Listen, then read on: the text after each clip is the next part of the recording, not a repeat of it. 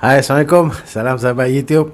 Okey, hari ni saya nak teruskan lagi dengan bahagian 3. Bahagian 3 video sejarah manusia saya ni.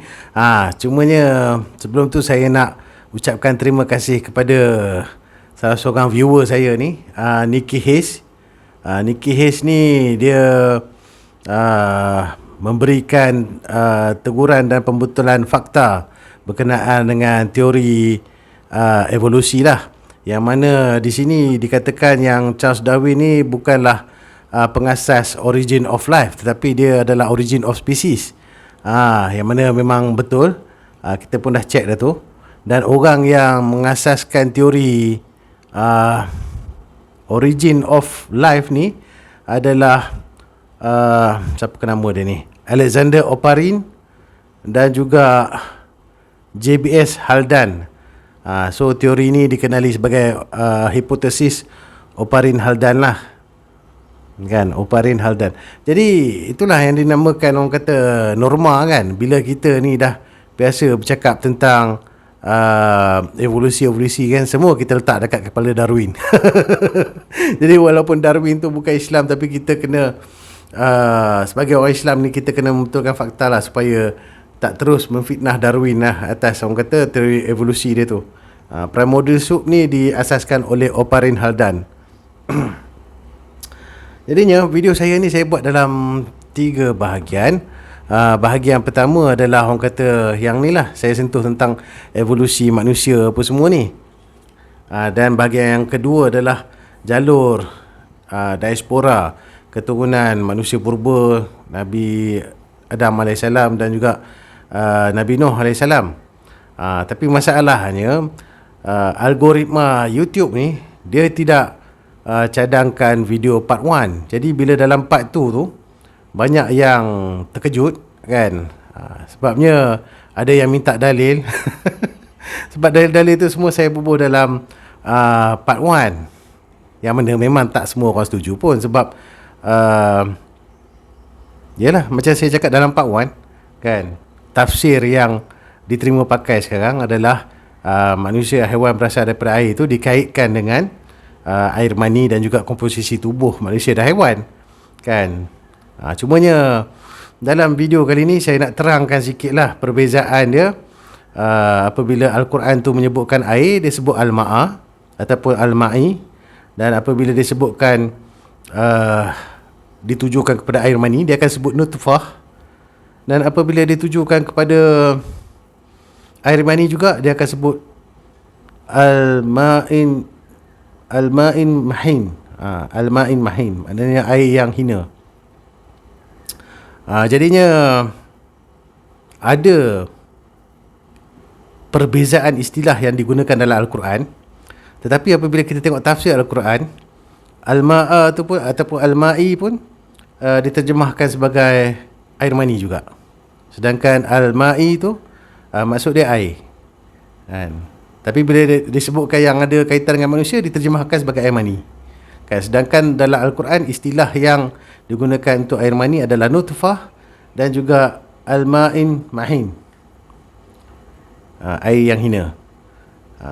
Jadi rasanya saya rasa nak tambah sikit berkenaan dengan penggunaan istilah manusia dalam Al-Quran, kan. Macam saya cakap tadi, kan, apabila disebutkan manusia ni dijadikan daripada nutfah ataupun Al-Ma'in Mahin ni, dia akan digabungkan dengan perkataan sama ada insan ataupun nas. Dan kita boleh cari lagi ayat dalam Quran yang apabila nak menceritakan tentang, sebab dalam Quran pun ada menceritakan juga tentang yang semua manusia atas bumi ni adalah keturunan Nabi Adam AS. Tapi istilah manusia yang digunakan adalah insan ataupun nas. Itulah, kan. Tapi dalam ayat yang mengatakan manusia yang dijadikan daripada air tu, istilah yang digunakan untuk manusia tu adalah bashar ataupun basyaro. Jadi adakah dia menunjukkan dua jenis manusia yang lain, kan? Wallahu alam. Sebab tafsiran yang ada sekarang ni adalah semua tu manusia, Kan dia tak bezakan manusia purba ke apa benda ke, tapi penemuan arkeologi sekarang memang ada jumpa lah manusia yang hidup sebelum daripada zaman Nabi Adam AS. Adakah ini yang dimaksudkan dengan bashar tu? Adakah yang ini yang maksud bashar ni adalah orang kata penciptaan dia sama dengan haiwan yang macam air ni, kan, daripada air. Jadi saya bukan mufti untuk menentukan apa benda tu, kan. Cuma saya teruskan jugalah saya punya video ni menggunakan tafsiran saya ni. Kalau salah, salah lah, sebab dia bukan tafsiran rasmi, kan. Kalau nak tafsiran rasmi tu, pakailah yang ada sekarang. Jangan percayalah ada manusia sebelum Adam. Dan bab tafsir ni pun jangan pelik, kan. Sebab dalam surah Al-Kahfi sendiri pun walaupun lubang hitam pula dah, apa nama tu, lopak air hitam tu ataupun lumpur tu, kan, ada yang mentafsirkan sampai ke lubang hitam dekat angkasa lepas tu, kan. Jangan pelik, kan. Tu tak tahulah ustaz mana dia pakai, kan. Sebab dia, tafsir ni adalah pemahaman kita terhadap ayat Al-Quran. Kita tak mengubah ayat Al-Quran, kan. Sama juga macam cerita Ashabul Kahfi, kan. Walaupun terang-terang dalam Quran mengatakan, kan, yang kaum Nabi Ilyas tu, kaum Nabi Ilyas ni orang Yahudi lah, menyembah Baal, kan. Diceritakan dalam Quran dalam surah As-Saffat, kan. Tapi tetap juga sejarawan Islam yang nak mengulas cerita Ashabul Kahfi tu guna dia zaman Rom, kan. Zaman Rom. Lepas tu carilah maharaja mana nak buat masjid, kan. Sebab orang Kristian yang daripada gereja daripada Rom ni, dia orang tak bersujud, kan. Masjid tu pula janganlah translate jadi rumah ibadat. Masjid dalam bahasa Melayu dia tempat sujud, kan. Nampak, kan, bagaimana tafsir tu dia boleh ditafsirkan sebagai apa-apa saja, tapi dia tak mengganggu perkara usul. Dia macam orang cakap lah, kan, perkara huruf, cabang-cabang, ranting-ranting, kan. Lepas tu habis semua tak faham cerita dalam Quran. Saya pun tak kata lagi yang pemahaman saya ni betul. Sebab macam saya cakap tadi, tafsiran yang diguna pakai sekarang, bashar tu pun manusia, kan, yang tak ada bezanya dengan An-Nas, insan, kan. Cuma apa yang saya jumpa ni adalah penggunaan perkataan bashar dalam konteks penciptaan manusia.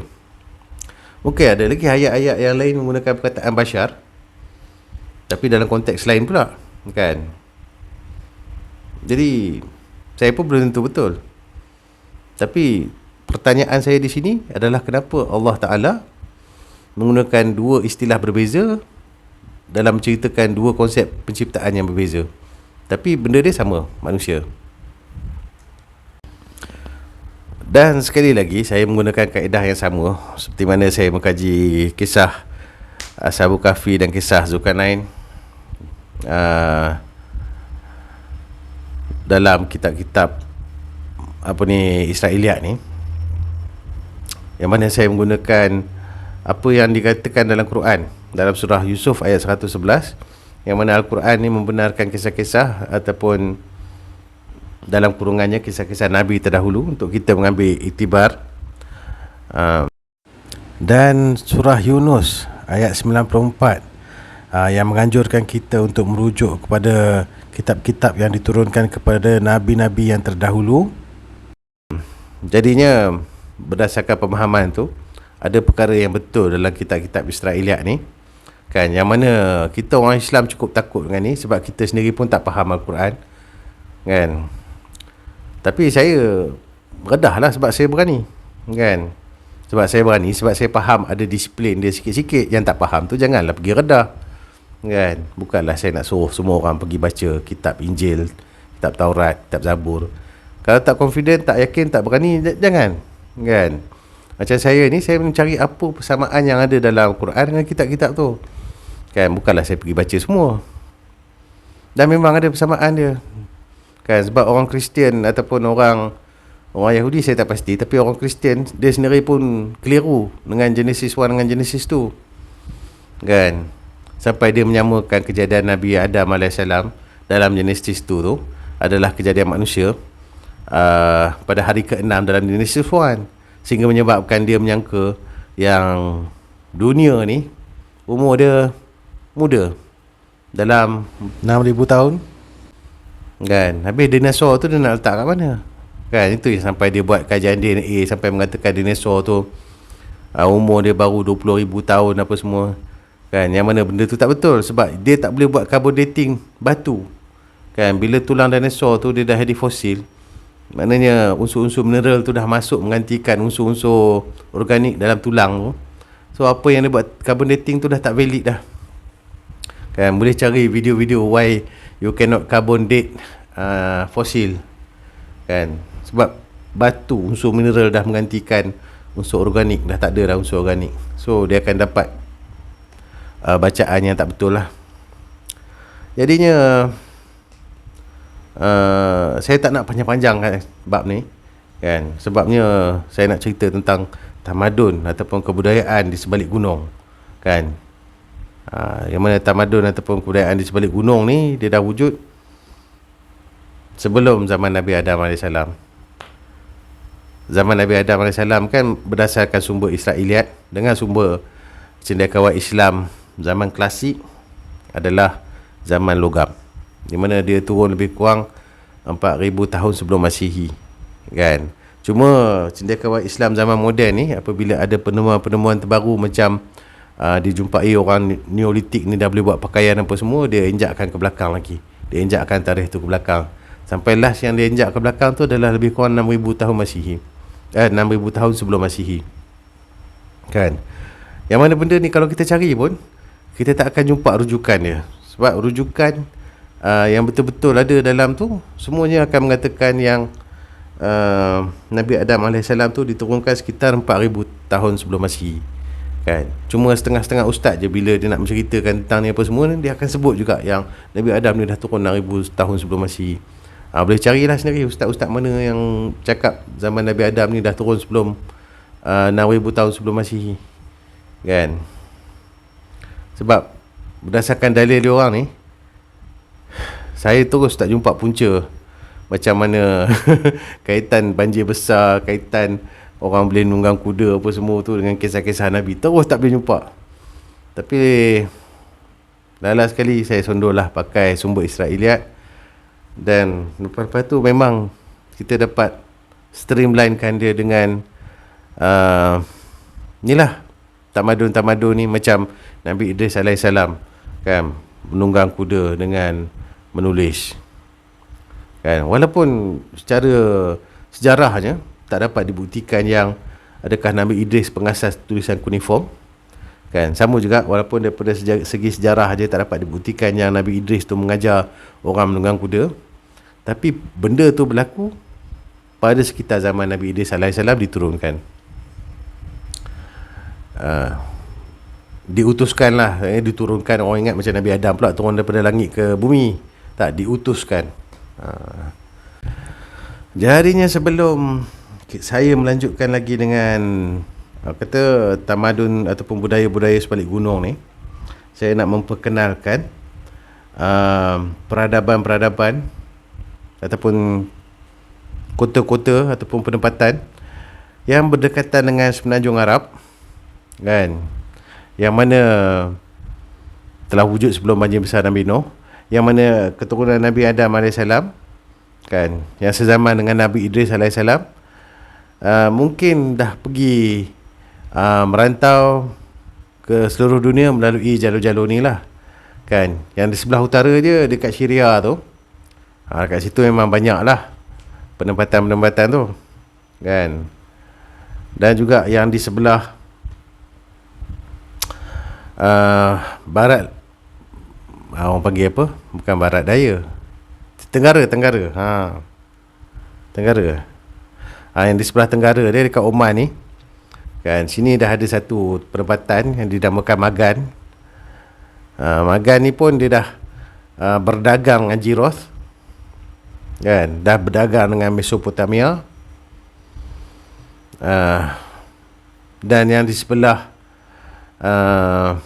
barat daya, kan, sebelah barat daya ataupun barat daripada Mekah ni, ada satu lagi peradaban, iaitu Tanah Pun, yang mana dalam rekod sejarahnya orang-orang Mesir purba sejak daripada dinasti kelima ni lebih kurang 2500 tahun sebelum Masihi dah pun berdagang dengan orang daripada ni lah, Tanah Pun, kan. Ini selain daripada tu, sebab Nabi Idris AS kita tahu dia pergi ke Mesopotamia, dan kita tahu Nabi Idris ni dia berhadapan dengan kaum Qabil, Bani Qabil ni, kan. Cumanya mungkin juga ada keturunan lain daripada Nabi Adam AS, kan, yang dah pergi ke Mesopotamia. Sebab Mesopotamia ni dia wujud memang dah lama, kan. Yang mana dia orang pergi ke Mesopotamia ni, dia orang mungkin tak berhadapan dengan Bani Qabil lah, kan. Ni just orang kata just for general idea, yang selain daripada ke arah Mesopotamia tu, dia orang boleh pergi ke arah utara dekat Syria, dia orang boleh pergi menyeberang Laut Merah, dia orang juga boleh pergi menyeberang ke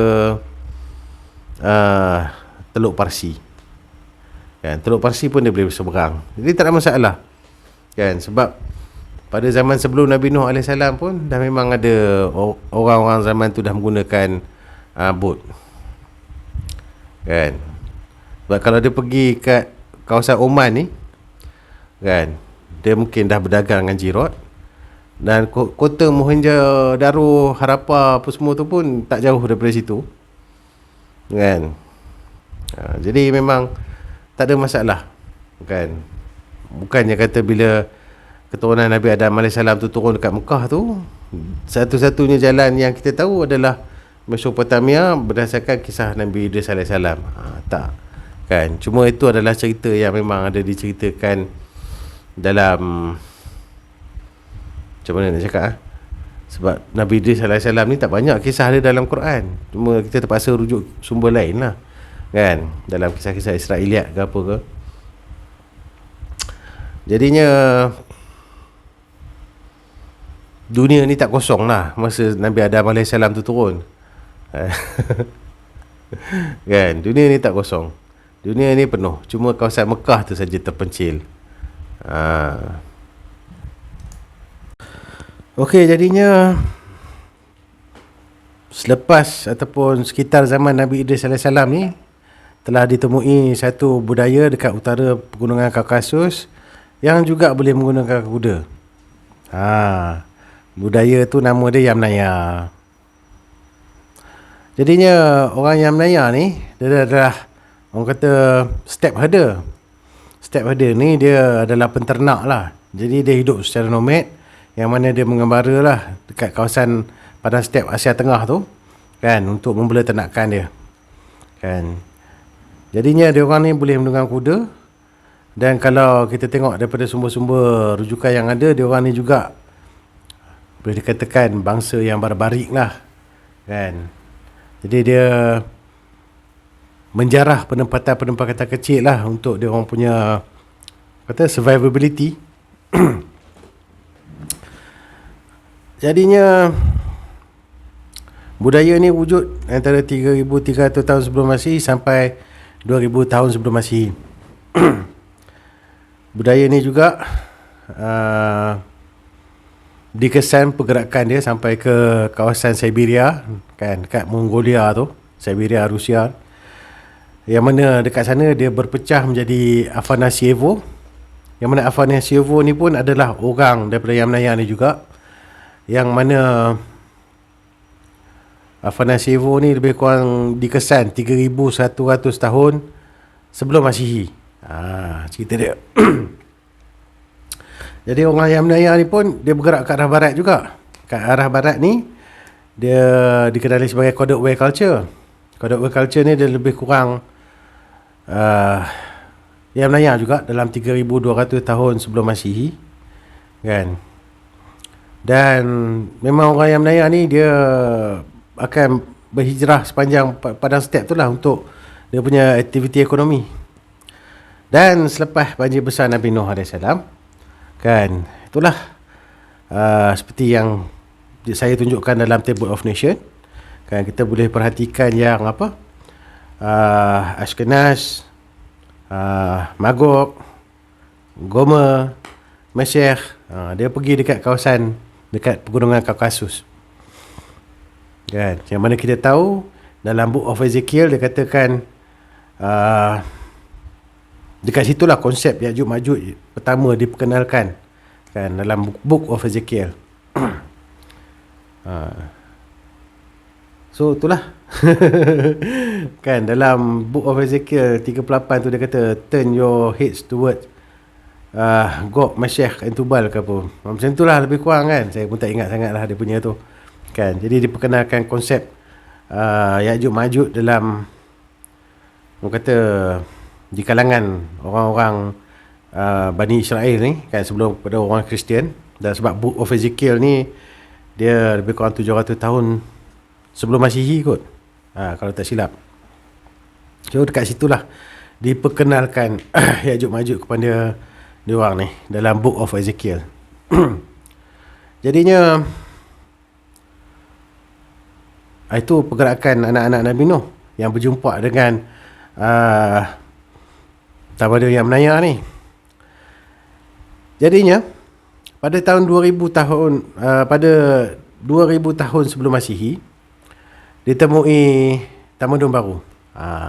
Tadi yang menayar, Kodok Way Culture dengan Afanasyevo tu dikenali sebagai Proto-Indo-European, kan. Memanglah ada lagi pecahan-pecahan dia, tapi kita ambil yang penting-penting je, tak mampu dah nak ulas semua, kan.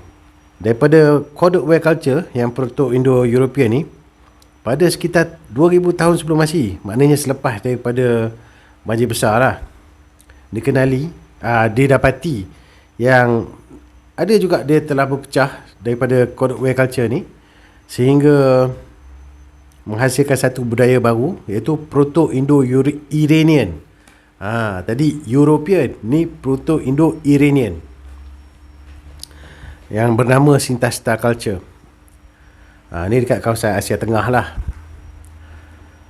Sintasta Culture ni dia kemudiannya dia berkembang menjadi Adronovo.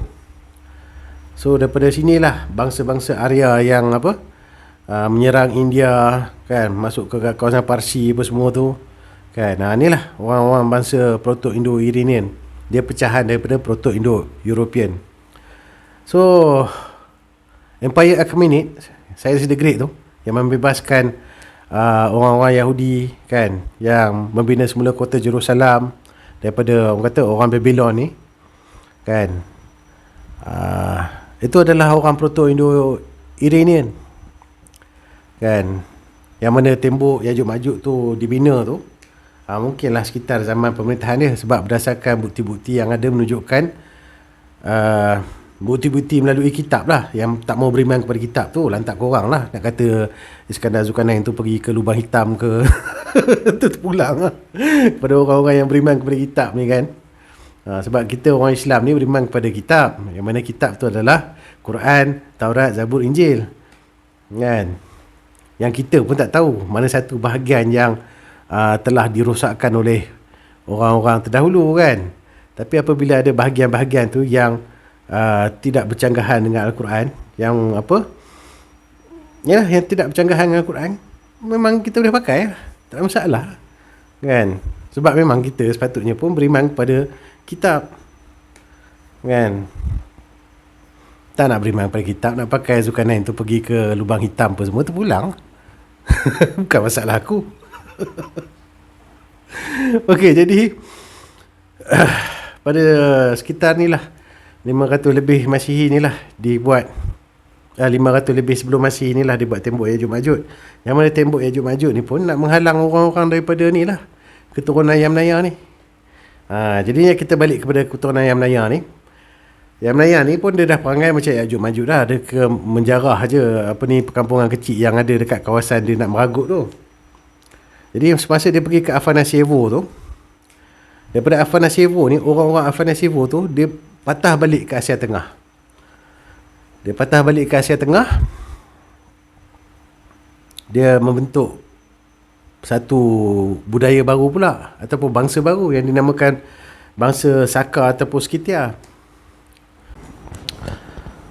Bangsa Saka ni dia berhenti dekat sekitar Turkmenistan, kan. Sebab tu bangsa Turkmenistan ni dia bercakap apa?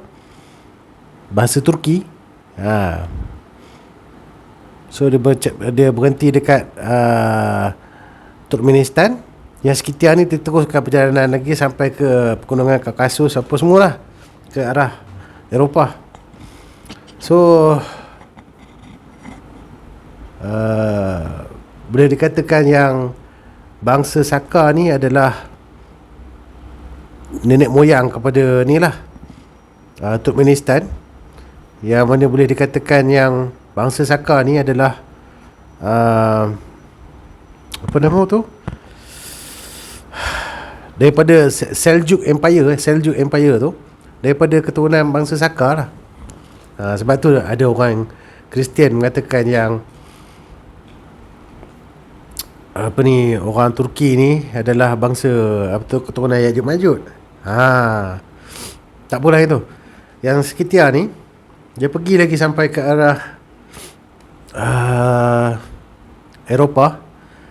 Yang mana apabila dia sampai dekat pegunungan Kaukasus tu, dia nak apa ni, buat apa, menyerang orang-orang dekat bahagian selatan pegunungan Kaukasus tu, yang apa ni, Cyrus the Great buat tembok dekat itulah pegunungan Kaukasus. Tapi sebenarnya bangsa Scythia tu dia tak boleh turun pegunungan Kaukasus ya, nak pergi ke arah kawasan orang kata Semenanjung Arab tu ataupun Mediterranean tu. Tapi sebenarnya Scythia ni dia pergi je lagi sampai ke Aral Sea, Black Sea, yalah Black Sea, kan. Dia boleh pergi je lagi, tak ada masalah pun, kan. Cuma dalam Quran kata bangsa tu je yang apa ni, terselamat daripada serangan bangsa Scythia. Tu je. Jadinya dah faham lah kot kaitan orang kata keturunan Ya'juj Ma'juj ni berasal daripada keturunan Bani Qabil, yang mana akhirnya ada juga keturunan Nabi Nuh AS yang bercampur juga dengan orang-orang yang Bani Qabil ni, kan. Dah boleh faham lah kot cerita tu. Jadinya saya dah buat penutup ni, kan. Okey, jadi saya dah selesaikan saya punya video bahagian 3 tentang tamadun dekat gunung tu. Jadi saya nak buat penutup, kan. Video yang bahagian gunung ni pun dah 30 minit lebih. Jadi saya tak nak panjang-panjangkan lagi, kan. Nak buat video yang ada nilai-nilai akademik ni, nak kena petik rujukan ni, dia agak merimaskan dan terpaksa buat kajian yang banyak, kan. Jadi saya buat juga video ni sebabkan masa saya tengah mengkaji cerita pasal Zulkarnain tu, saya dah jumpa dah benda-benda yang nak menunjukkan siapa Ya'juj Ma'juj ni. Cumanya sajalah saya advancekan lagi dia punya timeline tu sampai daripada sejarah turunnya Nabi Adam ni, kan, sampailah pada sejarah manusia apa semua, kan. Tu sengajalah saya ambil dekat bahagian depan tu. Tapi yang poin utama dia nak memperkenalkan siapa Ya'juj Ma'juj ni, kan, supaya kita taklah orang kata terlampau menumpukan kepada keturunan Jafid tu je, kan. Sebab dia cerita dia, kan, permulaan wujudnya bangsa yang berperangai macam Ya'juj Ma'juj ni sejak daripada zaman Nabi Idris. Siapa dia? Keturunan Bani Qabil, kan. Jadi apa okey, yang seperti yang kita tahu, kan, berdasarkan video saya yang bahagian pertama apa semua tu, kan, menceritakan tentang teori evolusi lah, macam mana kejadian manusia lah apa semua tu, kan. Dapat saya simpulkan yang manusia purba ni kan adalah manusia yang bertanggungjawab membentuk bangsa, manusia yang bertanggungjawab untuk acclimatization manusia dekat kawasan tempat sejuk, tempat panas kan, Asia apa semua tu. Ni adalah manusia yang membentuk bangsa kan. Bukannya Nabi Adam AS kan. Kalau kita tengok dalam sumber Israeliat, dia mengatakan Tower of Babel tu adalah punca ataupun permulaan berpecahnya bangsa dan bahasa. Tapi kalau kita baca betul-betul Tower of Babel tu, dia cerita dia tentang berpecahnya bahasa kan, jadi banyak bahasa, tak ada bangsa pun kan. Sebab cerita dia konon-kononnya lepas daripada banjir besar tu, semua orang bercakap satu bahasa kan. Jadi masa dia orang nak buat Tower of Babel tu, konon-kononnya nak mencabar Tuhan ke macam mana cerita dia. Tuhan mengagalkan usaha mereka ni dengan menyebabkan mereka ni tak boleh bertutur antara satu sama lain lah. Tapi kat situ bahasa, bukan bangsa kan. Dan Tower of Babel tu pun selepas daripada banjir besar Nabi Nuh kan, yang mana kalau ikut sumber Israeliat dia dalam 2000 tahun sebelum Masihi lebih-lebih kan. Jadinya nak jadi bangsa yang boleh duduk tempat sejuk, bangsa yang boleh duduk tempat panas, bangsa yang kulit sawo matang kan, bangsa yang boleh orang kata navigate laut kan, belayar dekat lautan. So dalam masa 2000 tahun tu kan, sebab kalau kita tengok sejarah kita ni pun kan, orang yang 2000 tahun dulu pun tak ada beza dengan kita pun kan, sama je kan, tak ada beza. Nak beza macam mana? Orang zaman 2000 tahun dulu, orang zaman Rom apa semua tu, kalau kita tengok pun memang saiz badan sama, pakaian sama, lepas tu gambar-gambar lukisan diorang pun rupa yang sama kan. Jadi kan dalam masa 2000 tahun tu, kalau kata orang Rom nak berubah jadi orang Afrika, memang tak lah kan, secara mudah dia kan. Jadinya bangsa tu kan adalah tugas manusia purba kan. Keturunan Nabi Adam AS ni cuma pergi berinteraksi ataupun berintegrasi dengan orang dekat Afrika, dengan orang kat Eropah, dengan orang kat Asia, dengan orang kat India. Itu saja. Dia pergi bercampur gaul kan. Dan adakah keturunan Nabi Adam AS ni dia membawa risalah? Dia orang kata rasul. Sebab dalam sumber Islam dia ada 313 rasul, 124,000 nabi kot kan. Jadinya besar kemungkinan kejayaan dia orang meresap ke dalam sesuatu kaum tu kan, bercampur dengan bangsa-bangsa lain ni, adalah disebabkan dia orang ni kalau kata habis kuat pun mungkin nabi, paling tidak pun mungkin bukan nabi lah kan. Tapi nak kata rasul belum tentu lagi. Umur Nabi Adam AS ni kan, keturunan sebelum banjir besar ni, beratus-ratus tahun. Tapi umur yang Nabi selepas tu tak ada yang lebih 200 tahun kot rasanya. Nabi Ibrahim AS pun 180 tahun je. Jadi apa yang dapat dikatakan di sini, selain daripada Nabi Adam AS tu, dia manusia sempurna, genetik dia cantik, baik, mungkin dia tak ada penyakit dalaman apa semua kan, sebab diciptakan Allah kat syurga apa semua. Jadi mungkin dia tak akan ada lah kan genetik penyakit macam penyakit jantung pun genetik, penyakit kencing manis, darah tinggi pun genetik kan. Dan kajian saintis pun menunjukkan yang faktor darah membeku ni pun adalah genetik, hasil daripada perkongsian genetik Neanderthal dengan Homo sapiens. Salah satu tu dia ada kelebihan genetik untuk berlaku pembekuan darah yang lebih cepat kan. Walaupun dia baik kalau kita ni hidup lasak kan, sekejap-sekejap luka, sekejap-sekejap luka kan, dia baiklah sebab darah tu membeku cepat. Tapi yang tak baik dia pula, dia meninggikan peratus nak kena penyakit stroke kan.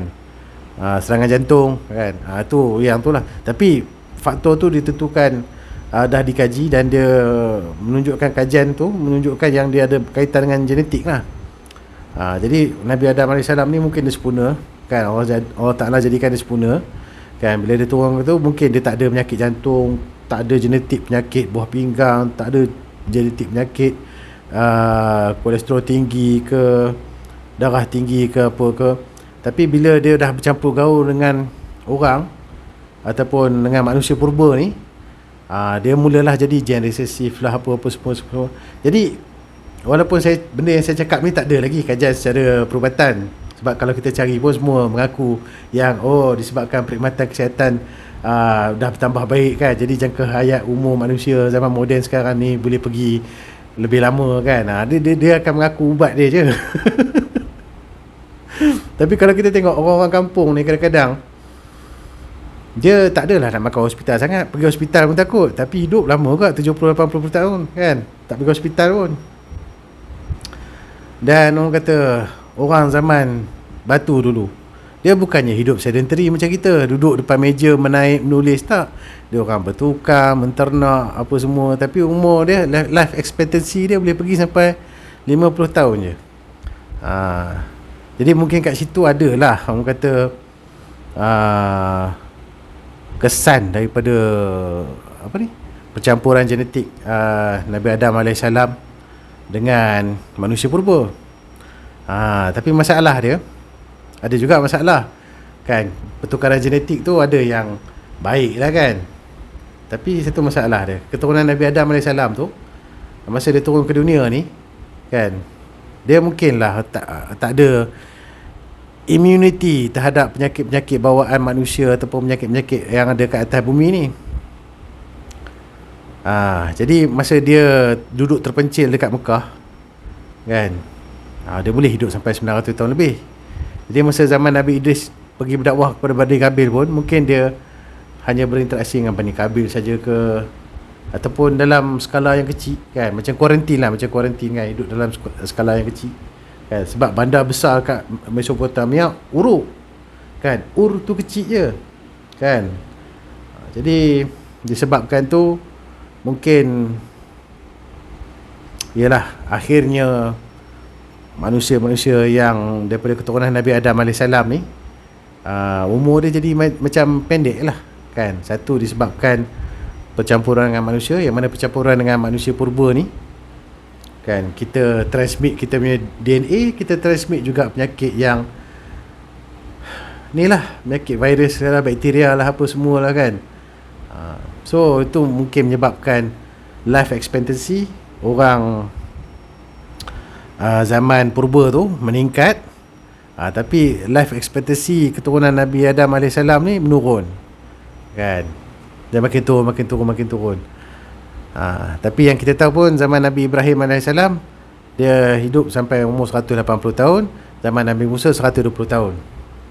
Jadi itu secara ringkasnya lah tentang, orang kata, kesan percampuran manusia daripada keturunan Nabi Adam AS ni dengan manusia purba. Kan, mungkin ada benda-benda lain kan, yang mana saya pun tak boleh cover semua, sebab saya bukanlah pekaji secara profesional kan, ahli genetesis pun bukan kan. Saya ni memang tak ada kelayakan, tapi disebabkan bila kita nampak benda tu, dan tak ada orang pun yang akan berani mengulas benda ni kan, sebab mungkin nak menjaga kredibiliti masing-masing ke apa benda ke, tak apalah, kita yang tak ada apa-apa kepentingan ni, tolonglah cakap kan. Dan mungkin perlu dilihat oleh orang-orang yang ada kredibiliti lah, untuk, orang kata, membuktikan saya salah kan. Dan satu lagi, berkenaan Ya'juj Ma'juj tu. Jadi kita tahu dalam hadis ada mengatakan daripada 1,000 orang keturunan Bani Adam nanti, 999 tu akan masuk neraka, satu saja yang akan selamat, dan 999 tu adalah keturunan Ya'juj Ma'juj.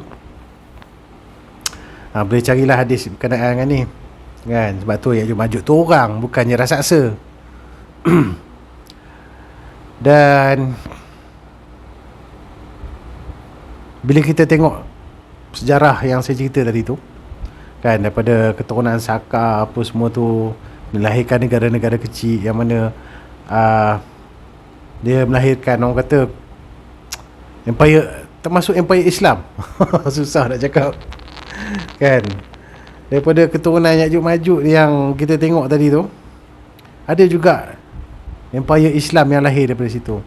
Sama juga macam empire Mongol. Empire Mongol tu walaupun tak ada dalam yang saya cerita ni, sebab yang saya cerita ni semua sebelum Masihi.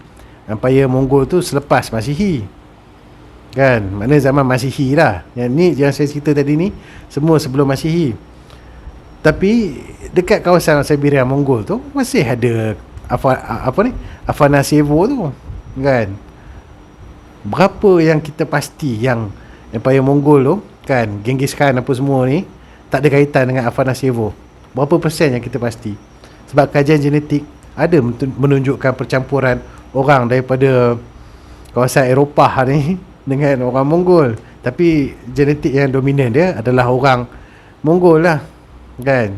Tapi kajian genetik menunjukkan ada percampuran, kan, yang mana mungkin dia orang dapat daripada Afanasevo, yang mana akhirnya daripada orang-orang Mongol ni pun, kan, ada juga yang masuk Islam selepas daripada kejadian dia orang menyerang empire apa ni, zaman Khalifah Abbasiyah apa semua tu, kan.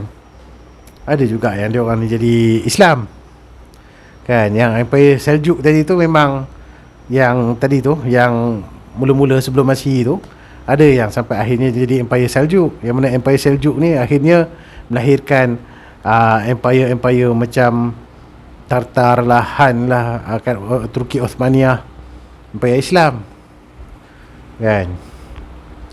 Jadi jadi Ya'juj Ma'juj mana yang sebenarnya dalam hadis tu yang akan masuk neraka tu, kan. Adakah disebabkan perangai dia macam Ya'juj Ma'juj, ataupun memang darah keturunan dia Ya'juj Ma'juj, kan. Sebab ada di antara dia orang ni pun masuk Islam juga, kan. Dan Ya'juj Ma'juj mana yang nak keluar nanti ni, zaman akhir zaman ni, kan. Adakah orang kata kita nak menunggu orang Mongol yang berperangai macam tu, kan, ataupun orang Eropah yang berperangai macam tu, kan. Adakah kita nak menunggu orang macam tu, ataupun kita sendiri ni berpotensi menjadi Ya'juj Ma'juj? Bila mana kita pun sama juga buat tak reti dengan saudara-saudara Islam kita, kan. Lepas tu disebabkan untuk kata kepentingan perut sendiri ke apa ke, sebab yalah kita tahu, kan, masa Dajjal datang nanti tu macam-macam lah dugaan dia, kan, sampai lapar dahaga, kan, ekonomi apa semua, kan.